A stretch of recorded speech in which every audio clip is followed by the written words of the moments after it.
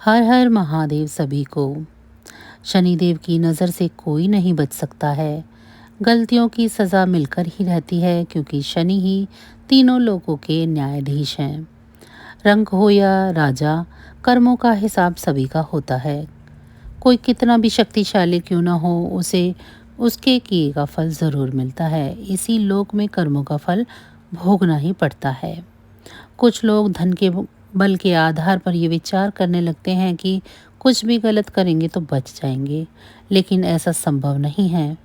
इस लोक में भले ही करने का फल आपको ना मिले, लेकिन जब आप तीनों लोगों के न्यायाधीश के सामने पेश होंगे तो आपको एक एक कर्म का हिसाब देना होगा।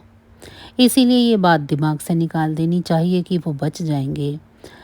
यहाँ यदि बच भी गए तो उस लोक में इंसाफ होकर ही रहता है, क्योंकि जो तीनों लोगों का दंडाधिकारी है उससे कोई नहीं बच सकता है।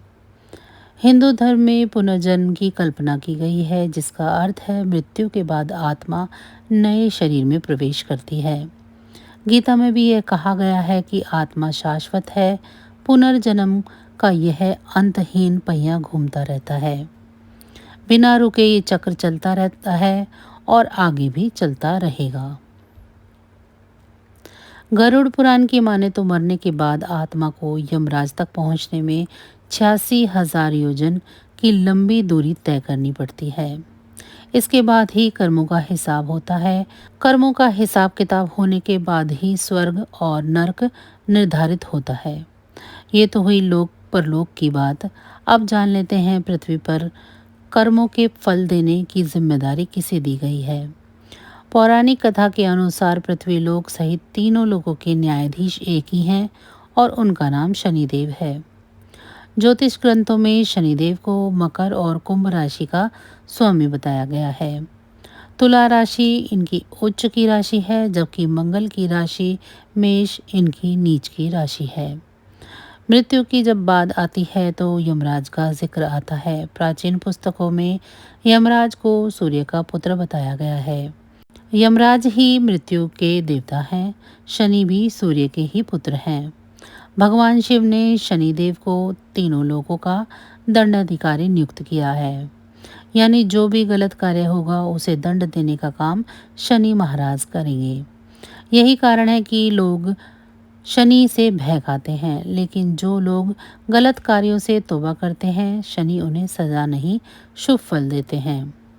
कुंडली में शनि को एक प्रमुख ग्रह के तौर पर शामिल किया गया है। कुंडली में शनि की स्थिति को जानकर भी अंदाजा लगाया जा सकता है कि शनि जीवन में कैसे फल देने वाले हैं। शनि की विशेष अवस्थाएं हैं जिनमें शनि अच्छे और बुरे फल प्रदान करते हैं। ये अवस्थाएं इस प्रकार हैं: शनि की साढ़े साती, शनि की ढैया, शनि की पनौती, शनि की महादशा, शनि की अंतर्दशा, शनि की प्रियंतरदशा, शनि अस्त, शनि उदय, शनि वक्री, शनि मार्गी, शनि गोचर। शनिदेव की इन अवस्थाओं में व्यक्ति को कर्मों का फल भोगना पड़ता है। इसीलिए उपरोक्त में से यदि कोई भी अवस्था चल रही है तो व्यक्ति को अधिक सावधान हो जाना चाहिए, क्योंकि इस अवस्था में शनि अधिक प्रभावी होते हैं। कुंडली में शनि की स्थिति कैसी भी हो, यदि व्यक्ति सद्मार्ग पर चलता है शनि उस पर मेहरबान रहते हैं। शनि जीवन में परेशान ना करें, इसके लिए कुछ बातों का विशेष ध्यान रखें, जैसे कि सत्य बोलें, नियम कानून का पालन करें, जीवन में जिनसे भी जो भी लिया हो उसके लिए सदैव आभार व्यक्त करें, निर्धन गरीब असहाय लोगों की मदद करें, इनका शोषण भूलकर भी ना करें, घायलों की मदद करें, पशु पक्षियों की सेवा करें, धरती पर हरा भरा और स्वच्छ रखें, धरती को हरा भरा और स्वच्छ रखें, कुष्ठ रोगियों की सेवा करें, लोगों के लिए प्याऊ लगवाएं, राहगीरों के लिए धर्मशाला और सराय आदि का निर्माण कराएं, उपजाऊ जमीन को हानि न पहुंचाएं, समाज के निर्माण में योगदान दें, कल्याणकारी विचारों से लोगों को जागरूक करें, गलत लोगों का संग न करें, नशा आदि से दूर रहें, अनुशासित जीवन शैली अपनाएं। धन का उपयोग दूसरों को नुकसान पहुंचाने के लिए ना करें। पद प्रतिष्ठा का गलत उपयोग नहीं करना चाहिए। मजदूर की मजदूरी समय पर और पूरी दें। स्त्रियों का आदर करें। यदि इन बातों पर हम अमल करते हैं तो शनिदेव कभी भी बुरा नहीं करते हैं, बल्कि समय आने पर इन कर्मों का बहुत ही उत्तम फल भी प्रदान करते हैं। तो बस आज की जानकारी इतनी ही थी।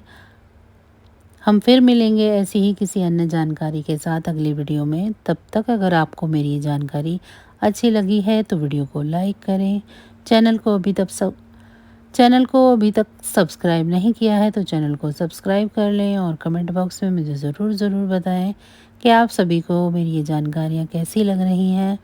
इसी के साथ भगवान भोलेनाथ की कृपा दृष्टि आप सभी पर सदैव बनी रहे। आप सभी का बहुत बहुत धन्यवाद।